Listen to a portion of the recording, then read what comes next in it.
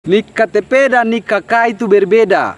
Langkah selanjutnya, apakah nanti orang harus rubah nik KTP yang bisa dirubah oleh catatan sipil hanya nik yang terdapat di kartu keluarga. BPJS Kesehatan itu tak usah lagi ngoni lampirkan di berkas itu. Itu nanti BTIW urusan. Jadi kalau BPJS Ketenagakerjaan itu tak diwajibkan lagi, tak usah ngoni lampirkan, jangan saya.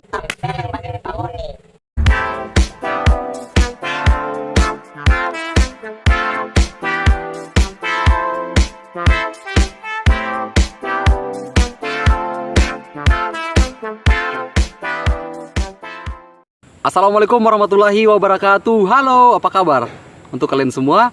Semoga saja kalian itu selalu sehat. Sehat ngoni pe badang, sehat ngoni pe pikiran. Supaya nanti kalau ngoni yang bertanya kepada saya itu pertanyaan yang selalu sehat, jangan pertanyaan yang bikin saya pe kepala sakit. Jadi hari ini pembahasan torang di sini adalah tentang data. Tapi kalau ngoni yang belum subscribe, ya subscribe dulu. Jadi ngoni bantu subscribe saya ke channel ini supaya saya itu biar saya mengantuk pulang pagi tetap saya hadirkan konten untuk ngoni semua. Begitu. Oke, terkait ijazah dan KTP, mana yang akan saya bahas duluan? Yang pastinya saya akan bahas pertama adalah ijazah dan KTP bersamaan. Kemarin ada yang bertanya kepada saya, walaupun saya sudah bahas pertanyaan itu, tetap saya bahas lagi hari ini. Ada yang tanya, Pak, saya penama di ijazah itu dia berbeda. Saya tanya berbedanya apa? Disingkat. Oh begitu. Terus di KTP? Di KTP tidak disingkat.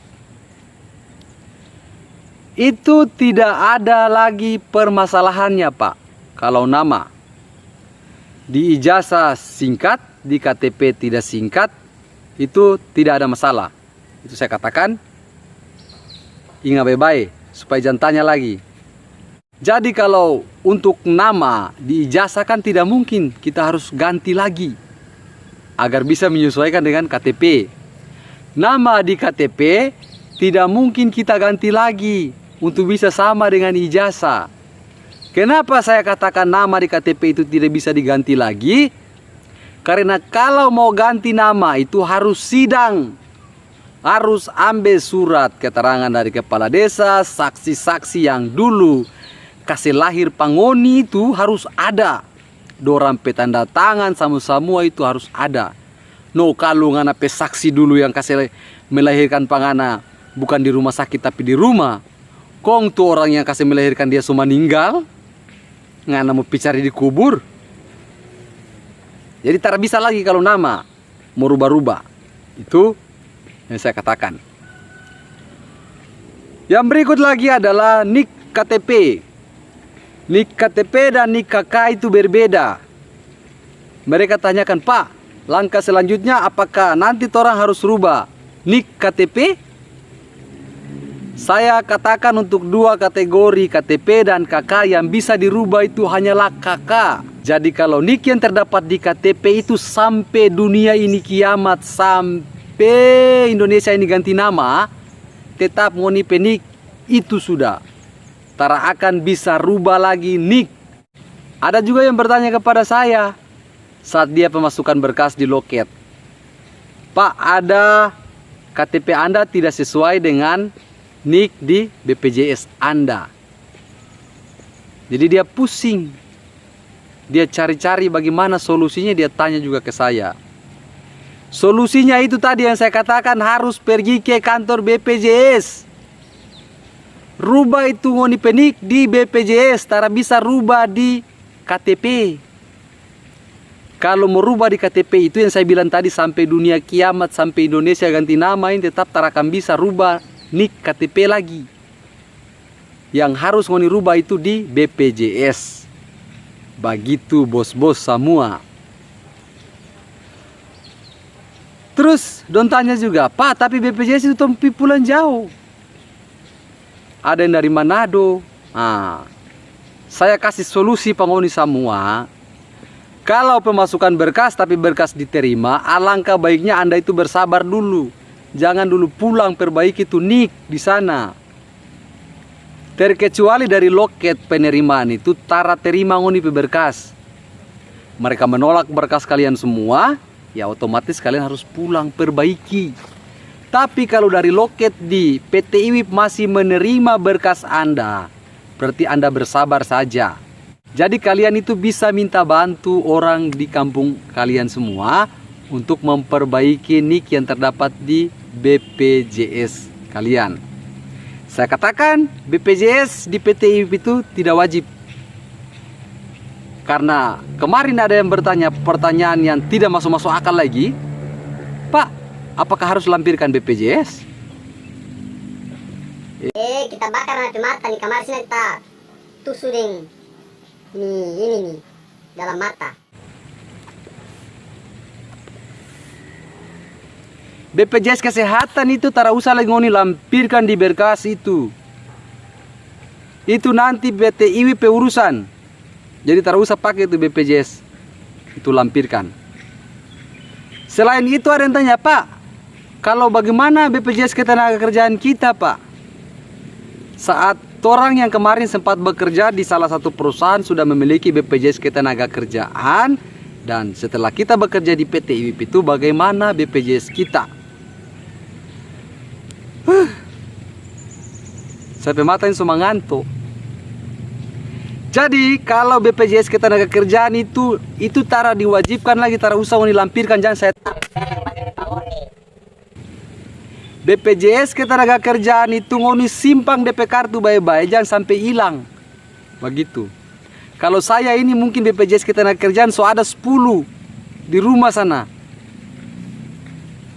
Jadi kalau ngoni yang baru pertama kali kerja di perusahaan satu, terus ngoni pindah di satu perusahaan, ya otomatis ngoni itu tidak perlu panik lagi. Saya katakan BPJS ketenagakerjaan yang kalian punya itu tidak dipakai lagi, Pak. Itu simpan dulu. Nanti PT IWIP akan mengeluarkan BPJS terbaru ketenagakerjaan kalian dengan nomor kartu BPJS itu yang berbeda. Setelah nanti kalau sudah punya kartu BPJS terbaru yang ketenagakerjaan dari PT IWIP, sabar, saya kasih pindah kamera dulu, panas. Saya pindah posisi dulu ya. Panas ini Kiode. Oke, setar panas. Jadi nanti kalau kalian itu sudah dapatkan kartu BPJS terbaru dari PT IWIP, kalian itu tinggal mendownload aplikasi yang namanya aplikasi JMO. Ini aplikasinya. Kalau sudah ada aplikasi itu, kalian itu perlu registrasi lagi atau kalian tuh daftar dulu BPJS kalian. Kalau kalian yang sudah punya akun JMO nanti, kalian itu tinggal masuk ke dalam aplikasi JMO, melakukan pengkinian data atau menambahkan kartu kalian yang baru dari PT IWIP. Supaya ngoni lagi tak bertanya, itu saya sudah jelaskan. Jadi tak perlu panik, Pak. Kartu BPJS itu ketenagakerjaan tetap dicetak baru lagi oleh PT IWIP. Yang selalu orang bertanya, siapa kita? IWIP. Nah itu. Nanti PT IWIP akan cetak undi kartu yang baru. Jadi kalau dulu itu kita dapatkan kartu dari BPJS ketenagakerjaan itu 3. Tapi kalau untuk saat ini kita itu sudah dapatkan hanya 1 kartu saja. Itu dari 3 kartu tadi itu sudah digabungkan menjadi 1. Jadi kalian perlu masuk ke dalam aplikasi JMO untuk cek status kartu BPJS kalian. Dan juga kalian bisa lihat saldo di situ. Saldo kalian untuk kalian tarik dan lain-lain sebagainya itu sudah ada dijelaskan di dalam aplikasi tersebut. Nanti kalian perlu cek lagi supaya kalian tidak bingung. Jadi yang pastinya saya sudah bahas tentang NIK KTP tadi dan juga BPJS ini itu sudah jelas saya rasa. Bagaimana menurut ngoni? So jelas kah belum? Kalau belum, kemari sinilah kita. Kita begini penghuni kening tuh supaya kening tak bakar. Kita kasih bakar kening penghuni nanti. Ada yang tanya, Pak, apakah orang harus lampirkan juga akta kelahiran? So ada kartu keluarga, So ada itu KTP, ngana mau pakai apa? Pakai akta kelahiran lagi. Tara usah sudah. Kalau ngana mau pakai akta sertifikat tanah ya kasih pak kita kemari. Nah kita gadi di bank. Jadi saya rasa untuk akta kelahiran ini tidak perlu lagi kalian lampirkan. Tapi kalau kalian mau lampirkan terserah, bebas. Begitu Pak ya. Sampai ketemu di video saya selanjutnya. Salam dan sampai jumpa. Bye-bye.